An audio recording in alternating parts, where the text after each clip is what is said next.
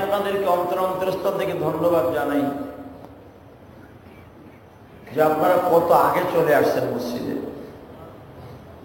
যদি আপনি জানতে পারতেন যে মসজিদে আগে আসার কি ফজিলত রাসূল সাল্লাল্লাহু আলাইহি সাল্লাম বলেছেন, তাহলে আমার উম্মতগুলা প্রতিযোগিতার মাধ্যমে আগে চলে আসছে।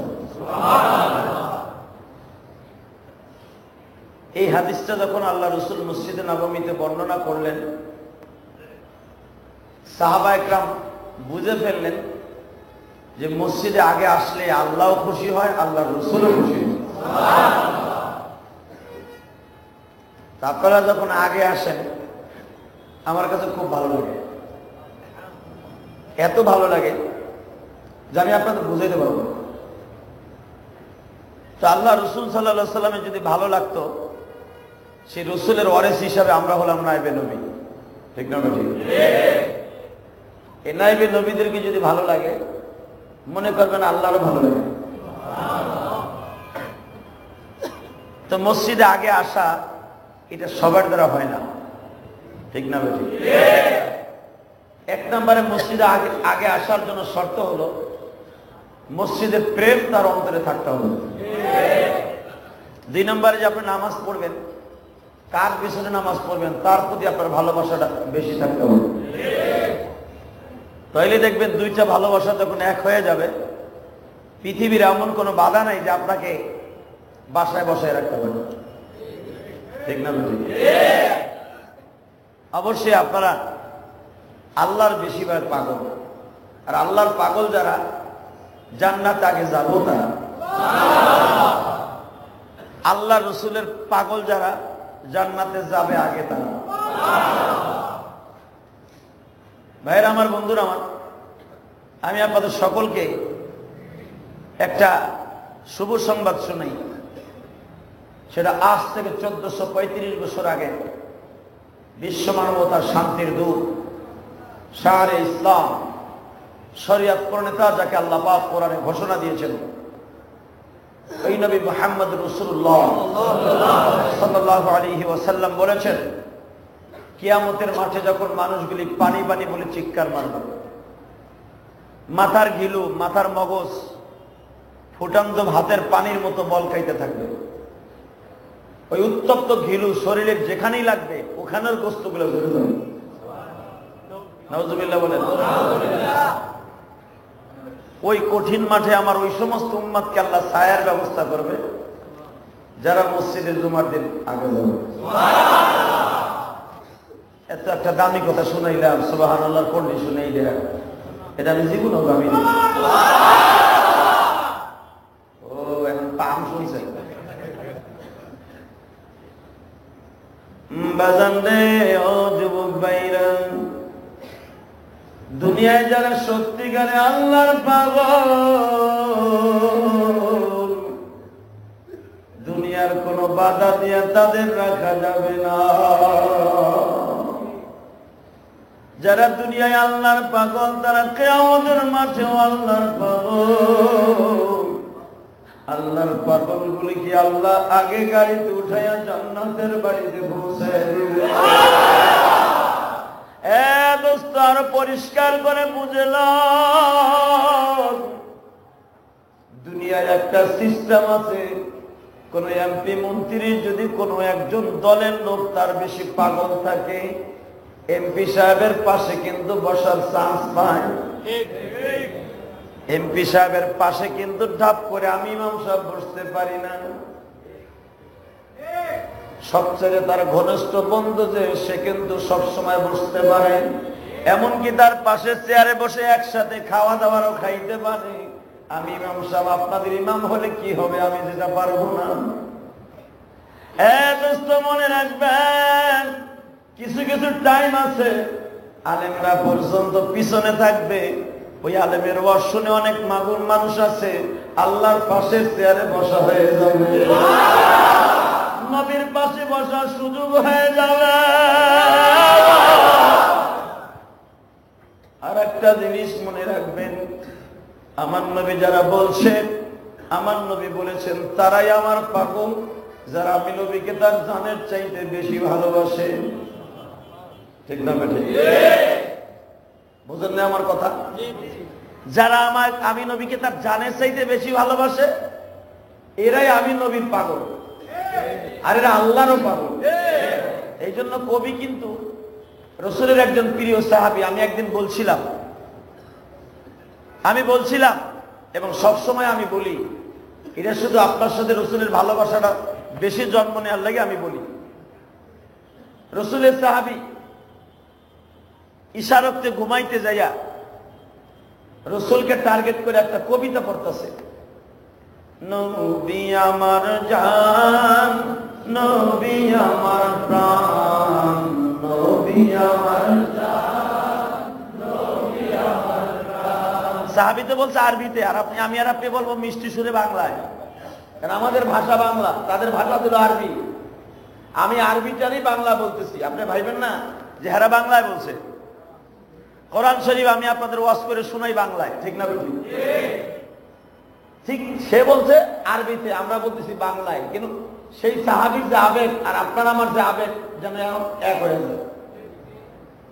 নবী আমার জান, নবী আমার প্রাণ, নবী আমার জান, নবী আমার প্রাণ। নবীর জন্য দিতে পারি সাদের জীবন, নবী আমার জান, নবী আমার প্রাণ, নবী আমার জান, নবী আমার প্রাণ। যার ওসিলায় তামাম জাহান আল্লাহ বানাইছে, বলেন যার ওসিলায় তামাম জাহান আল্লাহ বানাইছে। যার নয়নে নয়ন দিলে গুনাহ যায় জোরে, যার নয়নে নয়ন দিলে গুনাহ যায় জোরে। নবী আমার জান, নবী আমার প্রাণ, জোরে আল্লাহ আমার জান, আল্লাহ আমার প্রাণ। এই সাহাবী বাজান মসজিদ নববীর ভিতরে ঘুমাইবার আগে এই কবিতাগুলো পড়তাছে। নবীর ঘুম হারাম হয়ে গেছে,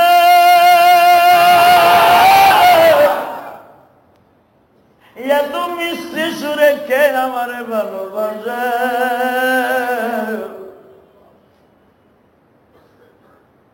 নবী আয়েশার ঘরের জানালার কাপড় সরায় দেখে সাহাবী মসজিদ নববীর ভিতরে ডান কাটটা মাথার নিচে দিয়ে এই কবিতা পড়তেছে, চোখের পানি দিয়ে দাড়ি ভিজাইতেছে। যুবকের এই কবিতা শুনে নবী ঘরের থেকে বের হয়ে আসছে। কেন আসছে জানেননি? এত জোরে এখন আল্লাহু আকবার বলবেন শোনার পরে নবী ঘরের থেকে বের হয়ে দেখে ওই সাহাবীরে কোটি কোটি ফেরেশতারা ঘেরাও দিয়ে দাঁড়াইছে। শুধু ওই সাহাবীরে ঘেরাও দিয়ে দাঁড়ায় নাই গো বাবা, ওই সাহাবীর সাথে তারাও পড়তেছে নবী আমার জান, নবী আমার প্রাণ, নবী আমার জান, নবী আমার প্রাণ। এ দোস্ত, নবী পাশে দাঁড়ায় দাঁড়ায় সাহাবীর দিকে তাকায় বলতেছে তুমি কি পড়লা? সঙ্গে সঙ্গে সাহাবী লাফ দিয়ে উঠছে, নবীজি ভুল হইলে ক্ষমা চাই গো নবী। আমার নবী সাহাবীর দুই ডানা ধরে খাড়া করাইলেন, দাঁড় করায় জিজ্ঞেস করে তুমি কি চোখে দেখতেছো? তোমার কণ্ঠের সাথে কোটি কোটি ফেরেশতারা কণ্ঠ মিলাইছে। তুমি যে এই কথাগুলা বলছো সরাসরি আমার মাহমুদের কোরআন। কুল ইন কুনতুম তুহিব্বুনাল্লাহ ফাত্তাবিউনি ইউহিব্বুকুমুল্লাহ। নবী তোমাদের জান, নবী তোমার প্রাণ, জোরে নবী আমার জান, নবী আমার প্রাণ। হে দোস্ত, কবিতাটা সব সময় মনে থাকবেন, ব্যবসার টেবিলে বসবেন, ব্যবসার চেয়ারে বসবেন, নবীর প্রতি যদি এতটুকু ভালোবাসা থাকে, আল্লাহর প্রতি যদি এতটুকু ভালোবাসা থাকে, আমি স্বর্ণের অক্ষরে লিখে দিলাম গো, আপনার নামটা আল্লাহর জান্নাতের লিস্টিতে উঠে যাবে। কথাগুলো ভালো না খারাপ? হ্যাঁ, এই যুবক, কানের ভিতরে রবীন্দ্রসঙ্গীত না শুই না, নজরুল গীতি না শুই না, গীতি মিতি গান মান না শুই না, বেশিরভাগ ইসলামী সঙ্গীত শুনো, এই দিলের খোরাক হবে। কথা ঠিক না বেঠিক? আলিমুল আমার ওয়াজ শোনো 24 ঘন্টা, দিলের চেহারা পেল্টে যাবে। আল্লাহ কবুল করুক। এই দোস্ত, এই যে সাহাবী যে বললেন নবী আমার জান, নবী আমার প্রাণ, এটা আল্লাহ কত খুশি হয়েছে জানেন? কারণ এই মানুষটাকে আমার আল্লাহ সারা পৃথিবীর চাইতে বেশি ভালোবাসে। সারা পৃথিবী একদিকে, আমার নবী একদিকে। তার কারণ একটাই, এই মানুষটা বাল্যকালে মা হারাইছে, বাপরে জীবনে দেখে নাই। নবীর আলোচনা আপনারা ধারাবাহিকভাবে শুনতেছিলেন। নবীর জীবনের একটা সুন্নাত যদি কারো জীবনে ফিট হয়ে যায়, এই মসজিদ 10 সাক্ষী রেখে ওয়াদা করলাম, তার জিন্দেগি পরিবর্তন হয়ে যাবে। যদি নবীর জিন্দেগির সাথে আপনার একটা জিন্দেগি মিলাইতে পারেন, অনেকেই তো এখানে আছেন নবীর জিন্দেগির সাথে অনেকের মিল আছে। অনেকে আছেন নবী 6 বছর বয়সে মা হারাইছে, নাবালিক অবস্থায়। অনেকে আছেন নাবালিক অবস্থায় মা হারাইছেন, আছে না? আমার নবী জীবনে বাপরে দেখে নাই। অনেক লোক আছে বাপরে দেখছেন, কিন্তু বাবা মনে নাই। আছে না? এরকম আছে না? বহুত আছে। বাবার চেহারাও মনে নাই। আমার দিকে তাকান, এমন এমন সন্তান এখানে আছে, মার চেহারাটা মনে নেই। মার চেহারাটা কেমন আছে? 6 বছর 7 বছর বয়সে মা মারা গেছে। আমার মা মারা গেছে 12 বছর বয়সে। আমি অনেক সময় মায়ের স্মৃতি ভালো করে মনে রাখতে পারি না, যে মা কেমন ছিল, মা কেমনে হাঁটতো, মা কিভাবে খাইতো, মার হাত পাও গুলো কেমন ছিল, আমার অনেক সময় মনেও নাই। ভাইজান রে, মনে মনে ভাববেন, আমার নবীর জীবনের একটা গুণ যদি আপনার মধ্যে থাকে, আপনি আমার কাছ থেকে গ্যারান্টি নেন, নবীর সাথে আপনার হাসর হয়ে যাবে। গতকালকে আমি যেখানে মাহফিল করছি, বিশ্বাস করেন গো দোস্ত, ছেলেটার বয়স হবে উপরে গেলে 22 কি 23, প্রিন্সের মতো চেহারা। ওয়াজ ওঠার আগে আমার হাত দুটো জড়াই ধরে বলে, হুজুর, বিশেষ করে আমাদের এই এলাকায় যত মাহফিল করেন, আমি একটা মাহফিলও মিস করি না। কেন করি না জানেন? আমি একজন কলেজের স্টুডেন্ট। কেন জানে আপনার মাহফিলে বসতে আমার বাবার কথা বারবার মনে পড়ে যায়। আমি বললাম, আমার ওয়াজে তোমার বাবার কথা মনে পড়বে কেন? বলে, হুজুর সত্য কথা বলবো। বলবো, আমি মাত্র 2.5 বছর বয়সে বাপ হারাইছি। আপনি যখন মার কথা, বাবার কথা বলেন, চিৎকার মারেন, আমার কলিজার ভিতরে কেমন যেন বজ্রপাত শুরু হয়ে যায়। হুজুর, আপনি যখন বলেন বাবার পাও ধরে মাপ চাও, আমি তখন কি করে জানেননি, নিজের পাও ধরে নিজে বলি, বাবু রে, আমার এত বড় হতভাগা বানাইলেন, জীবনে বাবার পাওটা কেমন আমি দেখতে পারলাম না। আমার বাবা 2.5 বছর বয়সে মারা গেছে, বাবার চেহারাটাও মনে নাই, শুধু ছবির দিকে তাকায় তাকায় দেখি আমার বাবা সুন্দর ছিল না কালো ছিল গো, আমার বাবা কেমন ছিল তাও মনে নাই গো। আমার বাবার দেখলে শুধু ছবি দেখে দেখি। আমি বললাম, যুবক রে, ওয়াজে বসে যদি বাবার জন্য তুমি কাঁদো, আমি তোমার সাথে ওয়াদা দিলাম, আমার চোখের পানির সাথে তোমার চোখের পানির যে কত মূল্য তুমি জানো না। তুমি নাবালিক অবস্থায় 2.5 বছর বয়সে বাপ হারাইছো, ছবি দেখে দেখে যখন বাবার কথা মনে করে কাঁদো, আরশে আজিমের মালিক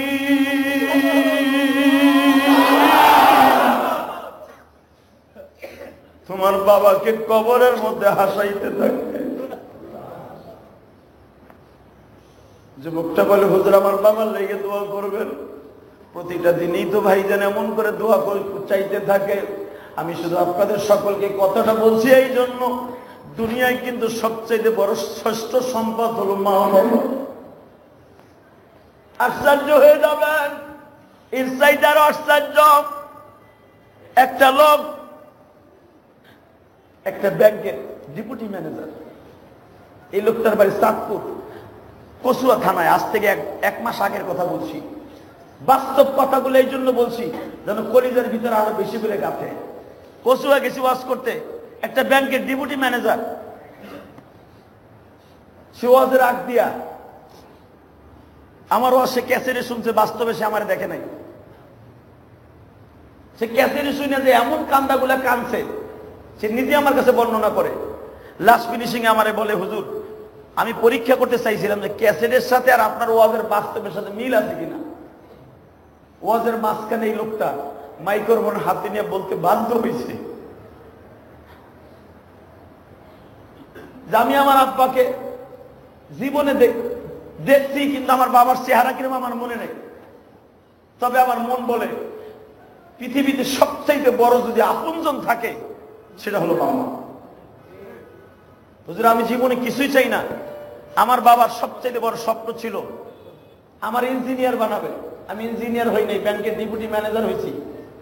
কিন্তু হুজুর আমার জীবনের সবচেয়ে বড় আশা ছিল আমার বাবাকে হজ করানোর জন্য। আমি বললাম, যদি বাবার পক্ষ থেকে আপনি হজের নিয়ত করে আপনি নিজে আগে হজ করে বাবার হজ করতে যান, আপনার বাবার হজ আল্লাহ কবুল করে। কত জনে কাকুতি মিনতি শুনি দোষ, তখন মনের ভিতরে শুধু স্বপ্ন জাগে। এরকম তো কত যুবকই পড়ে আছে আমার সাথে কথা বলতে পারে না, কিন্তু তার মনের ভিতরে অনেক আশা যে তার বাবাকে তার মাকে এরকম এরকম করবে। কিন্তু মনে রাখো, যাদের অন্তরে স্বপ্নগুলি আছে, এই স্বপ্নগুলো দুনিয়ায় না হোক আখিরাতে পুরো হয়ে যাবে। আল্লাহ কবুল করুন, আমিন। জোরে বল আমিন। আমার নবীর জীবনে অনেক স্বপ্ন ছিল। নবীর জীবনের সবচেয়ে বড় স্বপ্ন ছিল আমার মা যদি এখন থাকতো, এই খাদিজার যদি পুত্রবধূ হিসাবে দেখতো, না জানি আমার মা কত খুশি হইত। সুবহানাল্লাহ। এখন আমি আপনাদের বাস্তব চিত্র আপনাদের সামনে তুলে ধরব। নবীর জীবনের বাস্তব চিত্র, বাস্তব চিত্র। নবীর ইতিহাস আপনারা শুনতেছিলেন। পৃথিবীতে যদি কোনো মানুষের কোন নেতার ইতিহাস সবচেয়ে চমৎকার হয়ে থাকে, সেটা হলো নবীর জিন্দেগি। কোন একটা সাইট নাই যে সাইটে আমার নবীর আলোচনা করতে গেলে মানুষের অন্তরে লাগবে না। ঠিক না? পাবেন একটা সাইট, পাবেন। আমার নবীর জিন্দেগিটাই স্বপ্ন, আমার নবীর জিন্দেগিটাই বাবা অন্যরকম, যা পৃথিবীর কোন মানুষের সাথে তুলনা হয় না, কারোর সাথে তুলনা হয় না। এর নাম হলো নবী মুহাম্মাদুর রাসূলুল্লাহ। নবী বড় হচ্ছেন, নবীর বয়স তখন 4 দিন। কত? 4 দিন। মক্কার ভূখণ্ডে আলোড়ন সৃষ্টি হয়ে গেল। মক্কায় এমন একটা ছেলে জন্ম নিছে যারা দেখলে মানুষ পাগল হয়ে যাবে। এই কথাটা মা খাদিজার কান পর্যন্ত পৌঁছে গেল। তার দেখলে মানুষ পাগল হয়ে যায়, তার দেখলে ক্ষুধা লাগে না, চোখের জুতি বাইরে যায়, দিলে সব আশাগুলো পুরা হয়ে যায়। মা খাদিজা তখন যুবতী, 17 বছর বয়স। দেখলে আসলেন আমার নবীকে। দেখতে আসার আগে বাবার সাথে পরামর্শ করলেন, আব্বা গো, জিন্দেগিতে অনেক মানুষের কথাই শুনি, অনেক সন্তান জন্ম নেওয়ার পরে অনেকে অনেকটা বলে, কিন্তু মোহাম্মদ নামে একটা ছেলে হয়েছে বলে কোরাইশ বংশে, আমাদের বংশেই, কিন্তু সিরি আলাদা। সঙ্গে সঙ্গে খাদিজার বাবা খায়লাত বলতেছে, মা গো, কোরাইশ বংশে জন্ম নিয়েছে, নাম কি তার? মোহাম্মদ। আব্বা হ, তার নাম মোহাম্মদ। বাবার নাম কি? আব্দুল্লাহ। জি আব্বা। গত 4 দিন আগে জন্ম নিছে। জি আব্বা। মার নাম আমেনা। বাপ তো মারা গেছে। জি আব্বা। মারে দিকে কানে কানে একটা কথা শোন, এই ছেলেটা এমন একটা ছেলে, এই ছেলের জন্য তামাম পৃথিবী বানাইছে আল্লাহ। আর একটা কথা শুনবো মা, এই ছেলেটার যদি কেউ কোলে নিয়ে একবার আদর করে, তার জিন্দিগির সমস্ত মোড় ঘুরে যাবে। আরো কিছু কথা শুনবো মা, জীবনে কারো কাছে ফেলাস করিস না, কারো কাছে বলিস না আমি খায়লাত ইনজিল কিতাবের পণ্ডিত, আমি জীবনে কোনো মূর্তি পূজা করি নাই, মূর্তির সামনে মাথা নত করি নাই, এই জন্য আমার দেশের মানুষ আমার এক ঘরে করে রাখছে। যে পাগল, ও আমাদের ধর্ম বিশ্বাস করে না। মাগো, আমি ঈসা নবীর ধর্মের উপরে, কারণ ঈসা নবীর ধর্ম এখন বাতিল হয়ে যাবে। নবী মুহাম্মদ নবুয়ত প্রাপ্তি হওয়ার সাথে সাথে ঈসা নবীর ধর্ম বাদ হয়ে যাবে।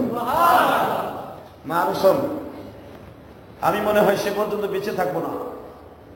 যদি তুই বেঁচে থাকিস, এই মানুষটা তোর জানের চেয়ে বেশি ভালোবাসিস। আর একটা কাজ করিস, এই মোহাম্মদের সাথে একটা মেয়ের বিয়ে হবে, এই মেয়েটার মাও থাকবে না, বাবাও থাকবে না, জীবনের প্রথম বিয়া। আর একটা কাজ করিস, যদি জীবনে কিছু পারস বা না পারস, আমার সমস্ত সম্পত্তির বিনিময়ে এই এতিম ছেলেটার জীবনের সাথে বেশি ভালোবাসিস। মা খাদিজা বললেন, বাবার কাছে খালি বললাম যে একটা এতিম ছেলে হইছে, বাবা এতগুলো গুণের কথা বললো, এগুলো জানলো কেমনে আমার বাবা? সঙ্গে সঙ্গে খায়লাত বললেন, হুজুরের শ্বশুরের নাম খায়লাত, খাদিজার বাবার নাম খায়লাত, খায়লাত বিনতে আব্দে মানাফ।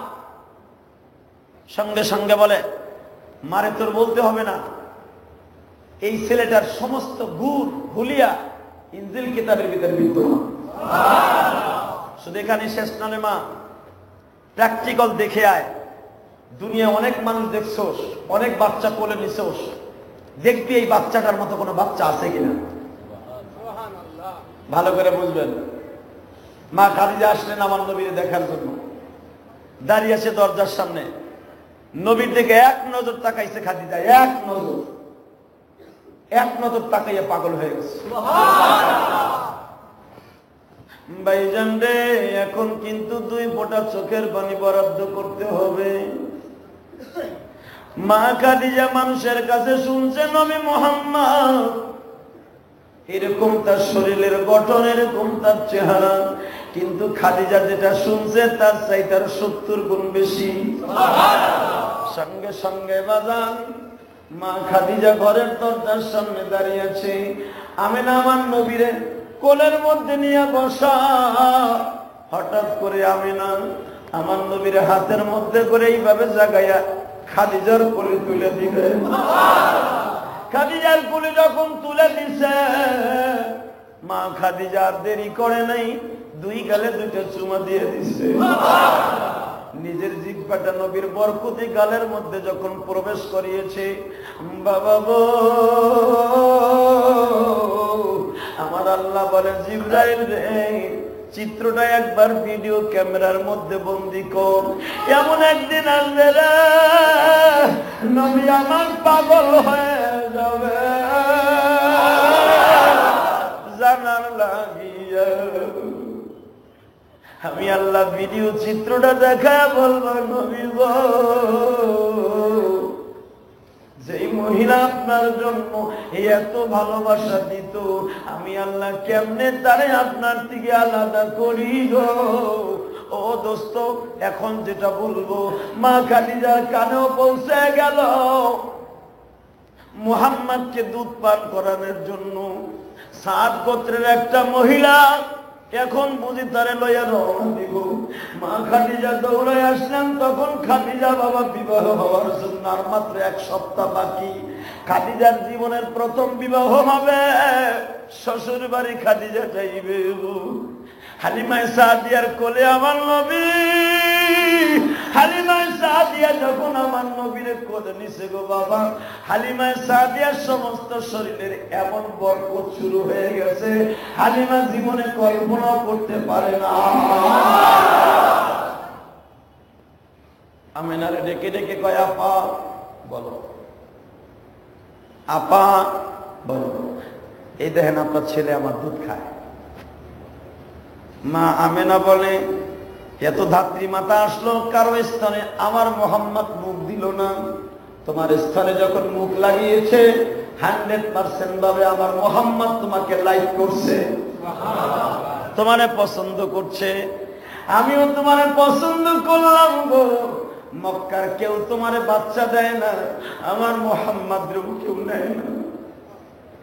শোনো, এই যে লও আমার মুহাম্মদের কাপড় চুপড়। হালিমা সাদিয়া স্বামীর কোলে দিয়ে কয়, তুমি একটু ধরো, আমি একটু উন্নাটা পেঁচায় লই। বাজান রে, আমার নবী যে কত বরকতের এখন বুঝে আসবে। আল্লাহ যে কোরআনে বলছেন, ওমা আরসালনাকা ইল্লা রাহমাতাল লিল আলামিন। শুধু আমার নবী দুনিয়ার রহমত না, সমগ্র পৃথিবীর নবী, ওই আসমানের নবী গো বাবা, সারা দুনিয়ার রহমত হিসাবে পাঠাইছে আমার আল্লাহ। যখন হালিমায়ে সাদিয়া স্বামীর কোলে তুলে দিছে, হালিমায়ে সাদিয়ার স্বামীর চোখে একটু বাদাম সমস্যা ছিল, সবেমাত্র আমার নবীর কোলে নিয়ে চুমা দিছে গো, চোখের যদি আগের থেকে নেড়ে গেছে।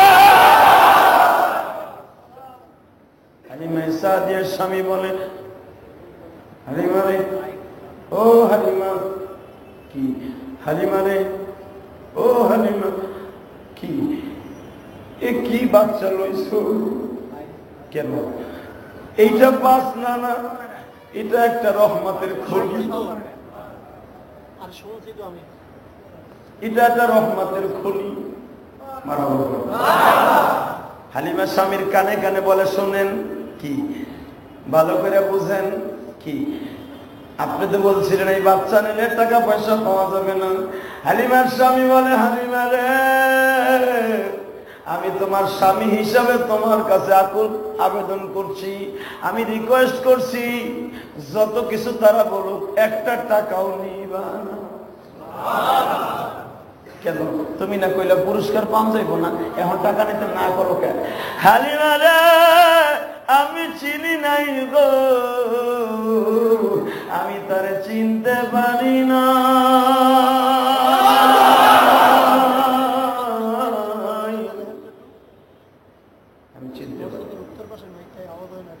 আমি চিনতে পারি নাই। আমার দিকে তাকান, দিল এখন পাক্কা নরম করে দিবেন। জুমার দিন এমনি সময় কম। হালিমায়ে সাদিয়া আমিনার কাছ থেকে বিদায় নিচ্ছে। আপা, সন্ধ্যা হয়ে যাইতেছে, বেলা প্রায় ডোবা ডোবা ভাব হয়ে যাবে, আর কয়েক ঘন্টা বাকি আছে, বেলাটা ডুবে যাবে। বেলা ডুবার আগেই ভাবছি রওনা দিব। মাঝ পথে যাইয়া আমরা তাবু বেড়ে রাতটা থাকবো। আপা বিদায় দেন।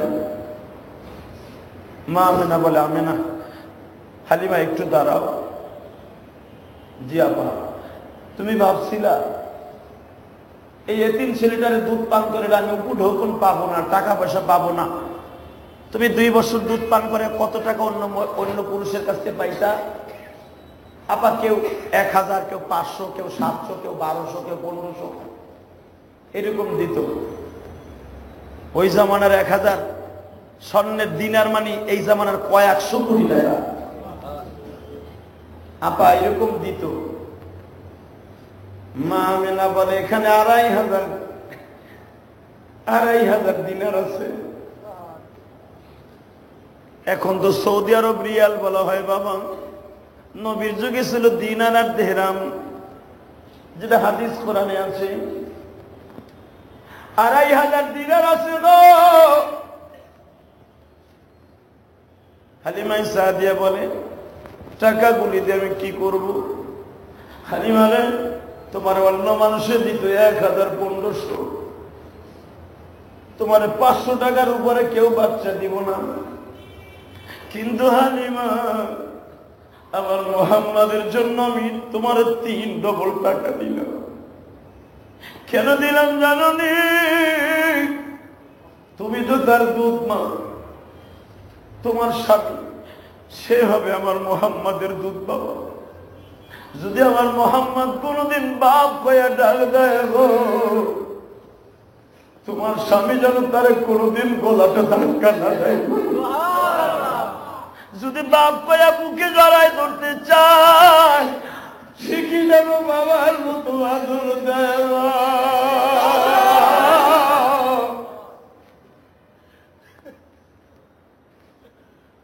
এই জন্য আমি তোমার 1500 দিনার বেশি দিলাম। আমার মুহাম্মদের অন্য বাচ্চার মতো পালবা না। হালিমা সাদিয়া বাবার টাকাগুলা নিচে ঠিকই আমিনার কোলের মধ্যে দিয়ে বলে, আপা আমার জীবনে কোনোদিন অ্যাডভান্সের টাকা এইভাবে নেই না, টাকা আপনার কাছে থাকবো আপা, দুধ পান করাইয়া রিটার্ন যেদিন আনবো সেদিন আপনার কাছ থেকে টাকা হাত দিয়ে নিবা। বাজান আমার দিকে তাকান। হালিমা সাদিয়া আমার নবীকে কাবা ঘরের সামনে নিয়ে যখন দাঁড়াইলেন, কাবার মধ্যে থেকে আওয়াজ আসতেছে, হালিমা রে যাও গো হালিমা যাও, রহমত লইয়া যাও, যাও গো হালিমা যাও, রহমত লইয়া যাও। আল্লাহু আকবার। হালিমা সাদিয়া পাগল হয়ে যাইতেছে বাবা, স্বামীরে বলতেছে আমি কাবার মধ্যে থেকে এই আওয়াজ শুনলাম। হালিমা সাদিয়া যখন আব্দুল আজিজ গেট যেটাকে বলা হয় 1 নাম্বার গেট দিয়ে যখন তায়েফের দিকে রওনা দিলেন গো বাবা, ইব্রাহিম খলিল রোড দিয়ে যখন রওনা দেয়, প্রত্যেকটা পাহাড়ের মধ্যে থেকে আওয়াজ আসে, হালিমা রে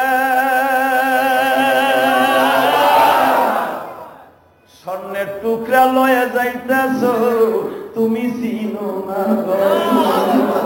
ভাইরা আমার দিকে তাকান, ও এতিম ভাইরা যাদের মা বাবা নাই গো, দোস্ত ভালো করে শুনাই। এমপি সাহেব আসতেছে, সভাপতি সাহেব আসতেছে, জায়গা দেন, জোরে কোন মারহাবা। আলহামদুলিল্লাহ বলেন। আমাদের কয়েক সপ্তাহের সাধনা, এমপি সাহেব আমাদের কিন্তু সুযোগ দিবে। আল্লাহ তৌফিক দান করছে, জোরে কোন আমিন। আল্লাহ কবুল করো, জোরে কোন আমিন, জোরে কোন মারহাবা। ভাইরা সবাই জায়গা দিয়ে দেন, আবার জায়গা দিয়ে বসে, আলহামদুলিল্লাহ বসেন। আল্লাহ কবুল করুন, জোরে কোন আমিন। গত সপ্তাহে আপনাদের কাছে দোয়া চাইছিলাম, আপনারা দোয়া করছিলেন। দলের ব্যস্ততার কারণে গায়েবানা জানাজার চেয়ার লাগবে, এই চেয়ার দেন তো, একটা চেয়ারের ব্যবস্থা করেন। আল্লাহ কবুল করুন, জোরে কোন আমিন। আরো জোরে কোন আমিন। চেয়ারটা নিয়ে আসেন, এমপি সাহেব এখানে বসায় দেন। আল্লাহ কবুল করুন। সবাই বসে পড়েন, বসে পড়েন। আর ভাইরা যারা আসছে ওনাদেরকে একটু জায়গা দিয়ে দেন। আল্লাহ পাক যাকে যতটুকু সম্মান দান করছে, রাসূলের সুন্নাত তাকে ততটুকু সম্মান দেয়, এটা আমাদের জন্য সুন্নাতে রাসূল। দেন আমার দিকে ঘুরে বসাই দেন। আল্লাহ কবুল করুন, জোরে কোন আমিন। ভাইরা জমিনের মালিক কে? আল্লাহ। সম্মান দেওয়ার মালিক কে? আল্লাহ। সম্মান নেওয়ার মালিক কে? আল্লাহ। আল্লাহ কবুল করুন, জোরে কর আমিন। আমি শুনছি কয়েক সপ্তাহ আগে এমপি সাহেব আমাদের অসুস্থ ছিলেন, আল্লাহ ওনাকে সুস্থ রেখে দিন। আর অসুস্থ বিদায়ী তো দেখেন, তার চাইতে বেশি বয়সের লোক নিচে বসতে পারছে, সে পায়ের হয়তো সমস্যার কারণে বসতে পারতেছেন। আল্লাহ ওনাকে সেহাতে দান করো, আল্লাহ তুমি কবুল করো ইনশাআল্লাহ। অতি তাড়াতাড়ি আমাদের দিলের অনেকের তামান্না ছিল উনি আসবেন, আমাদের সাথে একটা ওয়াক্ত নামাজ পড়বেন। শত ব্যস্ততার মধ্যে দিয়ে আল্লাহ ওনাকে আসার সুযোগ দিয়েছে। আল্লাহ কৃতজ্ঞতা স্বীকার করি, জোরে কোন আলহামদুলিল্লাহ। ভাইরা আজকে আলোচনা বেশি হবে না, শুধু 5 মিনিট কথা বলার পরেই আমি এমপি সাহেবকে মাইক দিব। সেজন্য আমাদের কাছে জন্য দোয়া চায়, দোয়া করে, এবং আমাদের যে মনের আরাধনা, আকুল আবেদন, এটার জন্য আল্লাহ ওনার জবান দিয়া কবুল করে। আমিন, জোরে বল আমিন। আমিন আসতে বললে কবুল হইব। হ্যাঁ, এত এত আশায় অপেক্ষার অধীর আগ্রহে বসে আছেন এমপি সাহেবের চেহারাটা দেখবো জুমার নামাজে এই 3 সেট মসজিদে। আল্লাহ ওনাকে কবুল করেছেন। আমি শুধু বলতে চাই, নবীর জিন্দেগীর একটা আদর্শ যদি আমাদের মধ্যে থাকে, আল্লাহর কসম, একটা আদর্শ জীবনে কেউ যদি লইয়া কবরে যাইতে পারেন, আল্লাহ তার কবরটা বেহেশতের বাগান করে দেবে। দেখেন আমি ভালো করে শুনি। এই দোস্ত, হালিমা সাদিয়া আমার নবীকে নিয়ে মাত্র, আপনারা যারা হজ করতে গেছেন, হালিমা সাদিয়াকে নিয়ে যখন, যেখানে মিনার মাঠ, শুধু রাস্তাও একটাই ছিল তদনীতিন কালে, মিনা দিয়ে আরাফার মাঠ দিয়া মুজদালিফা দিয়া তায়েফে যেতে হতো। এখন তো তায়েফে যাওয়ার অনেক রাস্তা আছে, বিভিন্ন প্রকার রাস্তা আছে, কিন্তু তখন রাস্তা ছিল শুধু একটাই। যখন হালিমা সাদিয়াকে নিয়ে আরাফার মাঠে মা হালিমা সাদিয়া বসলেন, তাবু ঘেরে দিলেন, মাগরিবের টাইমটা হয়ে গেল, হঠাৎ করে দেখা যায় হালিমা সাদিয়া আমার নবীকে দুধ পান করানোর জন্য তাবুর সামনে বইছে। মারহাবা বলুন। যখন দুধ পান করার জন্য হালিমা সাদিয়া বসছে, ভাইজান এখন 2 ফোঁটা চোখের পানি বরাদ্দ করবেন। জীবনে গুনাহ করতে লাগবে 60 বছর 70 বছর। বালে ঘর করে কত গুনাহ করছেন আপনি নিজেও হিসাব দিতে পারবেন না। কত হাজার টন গুনাহ করছেন। গুনাহ যদি ওজনে মাপ করা যাইতো, আপনি জিন্দেগিতে দেখেন আল্লাহর কতটুকু ইহসান আছে আর আল্লাহর সাথে কত নাফরমানি করছে। আজকে ইলিয়াসুর রহমান জিহাদি, আমি আমার বাড়ি কোথায়? গোপালগঞ্জ। এখান থেকে এসে আমি আপনাদের সামনে ইমামতি করি, দাফনের সাথে কথা বলি, সারা বাংলাদেশে মাহফিল করি। কিন্তু আমি মাঝে মাঝে বালিশে মাথা দিয়ে চিন্তা করি, আমি ইলিয়াসুর রহমান জিহাদির অস্তিত্ব ছিল না। আমি সাধারণ 10টা ছেলের মতো ছিলাম, আমার কোনো পরিচয় ছিল না। আজকে আল্লাহ আমাকে আলেম করেছেন। হাজার হাজার পাগলগুলো কথা শুনে, কিন্তু এমন একদিন আসবে আমার অস্তিত্ব আবার থাকবে না। ঠিক আছে, আমার অস্তিত্ব আর থাকবে না, আমিও মাটির সাথে পড়ে থাকবো। পৃথিবীতে যত রাজা বাচ্চা এমপি মন্ত্রীরা ছিলেন, তারা কত দাপটের সাথে জমিনে চলতেন, কত সম্মানের সাথে, আজকে তারা মাটির সাথে পড়ে আছে। আমি তো একদিন পড়ে থাকবো, ঠিক না ঠিক? আজকে আমাদের মাননীয় সংসদ সদস্য আমাদের সামনে বসে আছেন। জানি না আমি কয়দিন বাঁচবো, সে দুনিয়া কয়দিন বাঁচবে। তার গুণগুলো জমিনে থাকবে, কিন্তু সে কবরের মাটির সাথে মিশে যাবে। ঠিক না ঠিক? ভালো করে বুঝেন। ঠিক হালিমায়ে সাদিয়া বলেন, হালিমায়ে সাদিয়া বলেন, আমি যখন মুহাম্মদ সাল্লাল্লাহু আলাইহি ওয়াসাল্লামকে নিয়ে বসলাম, তখন অনেক বৃদ্ধ সাহাবী ছিলেন, তারা হালিমায়ে সাদিয়ার কাছ থেকে মাঝে মাঝে সাক্ষাৎকার নিতেন। আপনি তো নবীর সেই 1 মাস বয়সের থেকে দুধ পান করানো শুরু করছেন। নবীর জিন্দেগির একটা কষ্টের কথা বলেন তো, যেটা শুনলে আমাদের কলিজার ভিতরে শিরি ওঠে। হালিমায়ে সাদিয়া বলেন, আমি কোন দিকে শুরু করব, কোন দিকে শেষ করব? তোমরা যদি নবীর জিন্দেগি শুনতে চাও, একটা আয়াতের ভিতর সীমাবদ্ধ। ওয়ামা আরসালনাকা ইল্লা রাহমাতাল লিল আলামিন। একটা আয়াতই তোমরা আমল করো। তারপরে বলেন গো মা, বলেন তো মা, তারপরে নবীর জিন্দেগি তো আপনার সবচেয়ে বেশি জানেন, যেটা আমেনাও জানতো না। হালিমায়ে সাদিয়া তখন এই কথাটা বলছিলেন, যেটা এখন দিলটাকে একবারে কাদার মতো নরম করে দিলেন। হালিমায়ে সাদিয়া বলে, তোমরা কি শুনতে চাও নবী মুহাম্মাদের রহমতের গুণ? তাবুর সামনে বসলাম, আমিনা যে আমারে বলছিল, হালিমা রে, এই মুহাম্মদ যে কি জিনিস আমি জানি। গর্বে থাকা অবস্থায় বাগে আমার সালাম দিত, পাহাড়ের কাছে গেলে পাহাড়ের মধ্যে থেকে আওয়াজ আসতো, কাবা ঘরের সামনে গেলে কাবার মধ্যে থেকে মুহাম্মাদের প্রতি বড় সম্বর্ধনা জানাইতো। আমি চিনি গো গুণ, আমার সন্তানটাকে কখনো চোখের আড়াল হতে দিবা না। আমি তখন নিজে প্র্যাকটিক্যাল মাগরিবের আগ দিয়ে তাকাইতেছিলাম। হালিমায়ে সাদিয়া বলতেছে, আমিনা যে গুণগুলা বললো আসলে বাস্তব আছে কিনা। দোস্ত, যখন হালিমায়ে সাদিয়া নবীর দুগ্ধ পান করার জন্য রেডি হচ্ছে, হালিমার স্বামী বলে, হালিমারে তাকায়া দেখো, আকাশ থেকে কেমন একটা নূরের ঝলক তোমার তাবুর মতো পতিত হয়েছে। হালিমায়ে সাদিয়া, তুমি তাকায়া দেখো, যে উটে করে আমরা আসতেছিলাম, ওই উটের মধ্যে দুধ ছিল না। তুমি দেখো উটের মধ্যে এখন দুধে একবার ভারী হয়ে গেছে। হালিমায়ে সাদিয়া বলেন, আমি নিজ হাতে দুধ বের করব। দুধ বের করে হালিমায়ে সাদিয়া বাবা যেই উটের মধ্যে এত পরিমাণ দুধ কোনোদিন স্বপ্নেও দেখে নাই।